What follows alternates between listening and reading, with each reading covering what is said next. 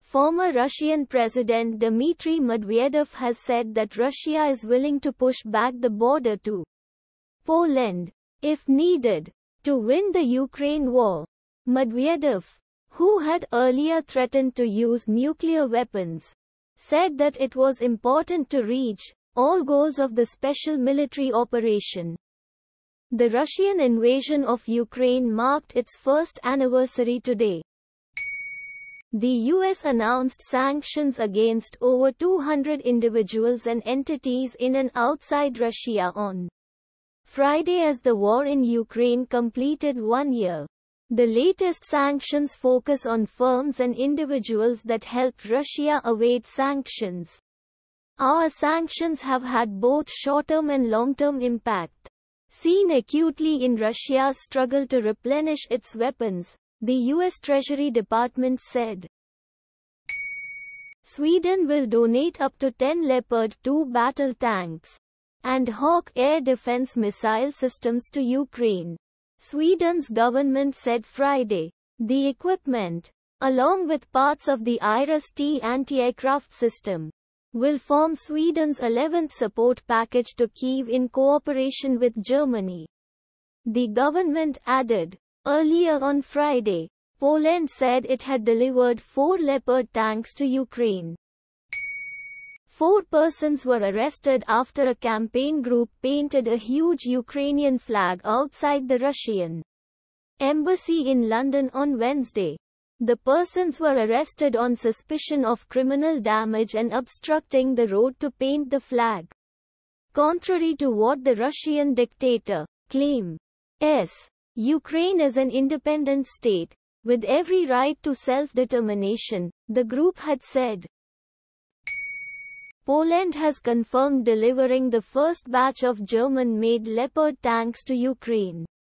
The delivery took place on Friday as PM Mateusz Morawiecki visited Kyiv to mark the 1-year anniversary of Russia's invasion of Ukraine. Polish President Andrzej Duda said. It wasn't immediately clear if the delivered tanks were the more advanced Leopard 2 or their forerunner, the Leopard 1. European Union's ambassador to India, Hugo Astuto, said he respects India's position on the Russia-Ukraine conflict. He made these comments while responding to a question on India's abstention in the UNGA on a resolution on Ukraine war. We've also taken note of what PM Narendra Modi said not so long ago that this is not the time for war, Astuto added.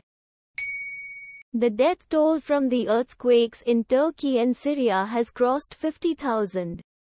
Turkey's Disaster and Emergency Management Authority, AFAD, said the death toll in the country rose to 44,218 on Friday night, while Syria's death toll stands at 5,914. Nearly 240,000 rescue workers, including volunteers, continue to work in the quake-hit provinces in Turkey. Global financial crime watchdog Financial Action Task Force, FATF, suspended Russia's membership on the 1-year anniversary of Ukraine war. Russian Federation's actions run counter to the FATF core principles aiming to promote security, safety, and integrity of global financial system, it said. They also represent violation of commitment to international cooperation, FATF added. Pakistan's first transgender news anchor survived a gun attack on Thursday outside her residence in Lahore. Mawia Malik was returning from a pharmacy when 2 attackers opened fire at her, according to a report in Dawn. Malik said she had been receiving threatening phone calls and messages from unknown numbers for raising her voice for the transgender community. A 16-year-old Pakistani girl had travelled to Bengaluru to meet and marry 26-year-old Indian man named Mulayam Singh Yadav, whom she had met via online Ludo. Her uncle said she sold her jewelry and borrowed money from friends to buy flight tickets to Dubai and Kathmandu, from where she crossed into India. The girl was handed over to Pakistan authorities. The UK on Friday announced new sanctions against Russia, including export bans on every piece of equipment it has used on the battlefield. UK's Foreign Office said the internationally coordinated sanctions and trade measures would target aircraft parts, radio equipment and electronic components. The new sanctions come on the first anniversary of Russia's invasion of Ukraine. Russian President Vladimir Putin thought the country could defeat Ukraine in just 3 days. According to leaked intelligence accessed by The Sun, Putin was reportedly told by close aides that there were 2,000 people in every city waiting to overthrow Ukrainian President Volodymyr Zelensky. The war completes 1 year today. U.S. diplomat Donald Lu said U.S. is deeply concerned that the loans being given by China to India's immediate neighbors, Pakistan and Sri Lanka, may be used for coercive leverage.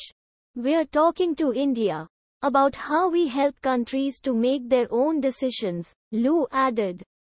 Earlier, China approved a $700 million credit facility to Pakistan.